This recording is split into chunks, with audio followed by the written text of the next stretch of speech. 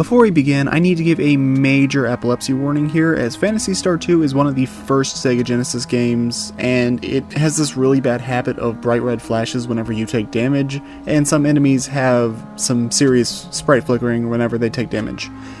With that being said, well, hello there everyone. Despite originally being released in 1989 on the Sega Genesis, if we're talking in terms of narrative, Phantasy Star 2 is actually one of the best works of science fiction ever made. As a game, however, it's a bit of a mixed bag. The music is pretty dang good, especially for the time, with some songs that would go on to become actually kind of iconic. Its art style holds up surprisingly well, as barring Phantasy Star 3, this is where the turn-based Phantasy Star games got their visual style, as well as some character portraits that actually look pretty nice for the time, and a cast of 8 characters with at least some development, which is nice. Even if 99% of the time you'll be using Rolf, Rudo, and Amy because they're the best trio, and your 4th slot it can be whoever you really want. But anyways, that's not that important. That being said, this won't be a super long video as Phantasy Star 2 only actually has 4 boss fights, but I still think they warrant talking about, so let's get on with this list, shall we? Number 4, the Army Eyes.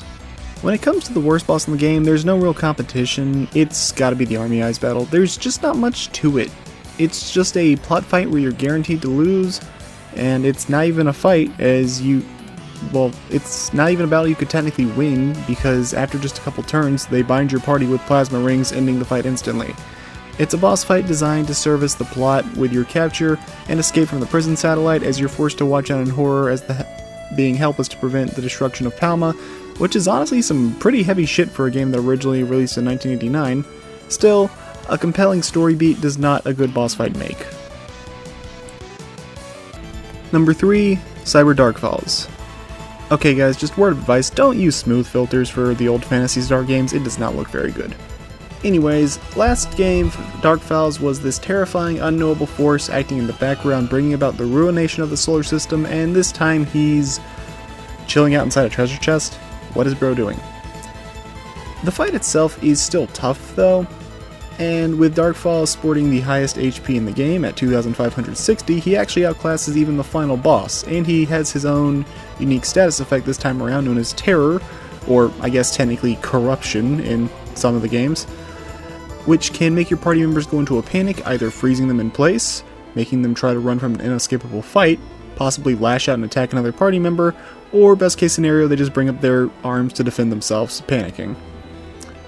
I'm not really sure how I feel about this design though. Yes, it looks menacing, but it feels a bit over-designed compared to his, in my opinion, much more effective look from Phantasy Star 1.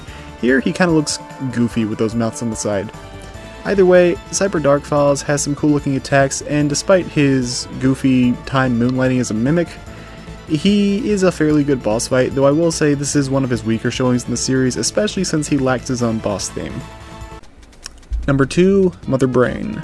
The final boss of the game, a megalomaniacal supercomputer known as Mother Brain, wants to control the known galaxy. Well, that sounds familiar. Okay, to be fair, her actual title is just Mother, and she was changed to Mother Brain to sound cooler and like Metroid. And just like a certain other Mother Brain, the 2010s decided the best course of action would be to bring her back as an anime girl. Thankfully though, Mother Brain had much better writing than MB ever did, making for a solid antagonist instead of a plot twist so obvious it ended up being more funny than anything else. But I'm getting sidetracked here. The final boss is actually, well, what you'd expect. She's got some powerful attacks, burning the land around her, and it's your standard final boss affair. But I have to give 2 major pieces of credit to this fight. Her design is fantastic. It's this all-powerful deity looking figure with the 3 known planets inside her body. It's some trippy imagery even Shin Megami Tensei would struggle to match for a little while. The second is her boss theme known as Death Place.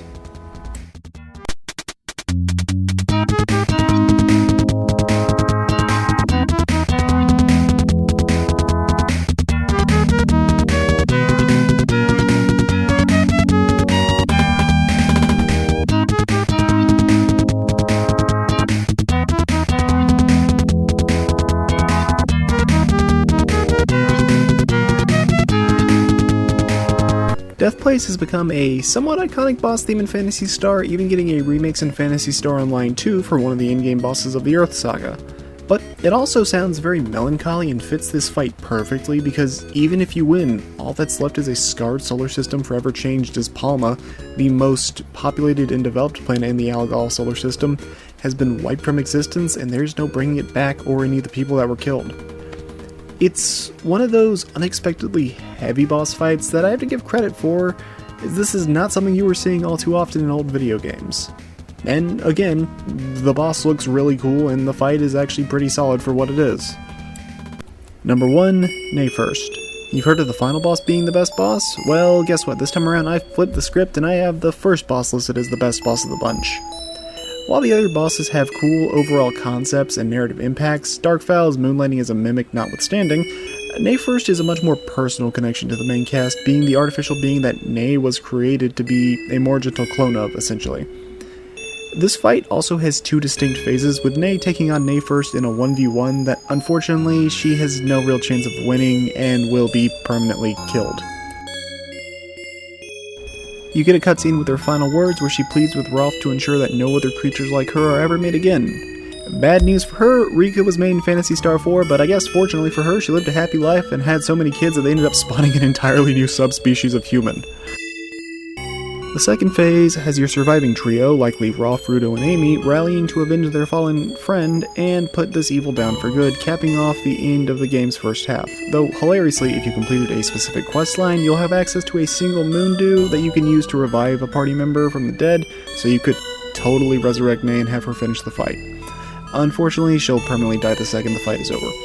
But in the PS2 remake, there's actually a very long and intricate quest line you can follow that gives you a way to safely clone Nay's DNA, allowing you to get her back in the party and use her if you so wish, which is a cool nod to, and also an expansion upon the Moondew questline from this game, which is kind of neat.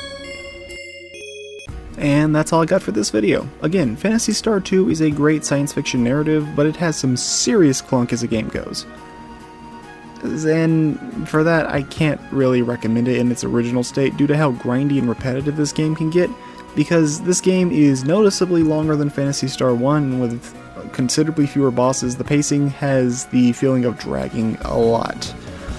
If you really want to play it, consider getting one of the rebalancing mods installed that fixes the grinding and also the unpleasant flashing, or I would say just give the PS2 remake a look instead. Its combat system has a nice little overhaul, the visuals are a significant upgrade, and it even has a way to play the original game, if you so desire. Either way, that's all I got for you now. I hope you enjoyed this video. Consider liking and subscribing if you want to see more videos of varying quality, and I'll see you all next time. Take care.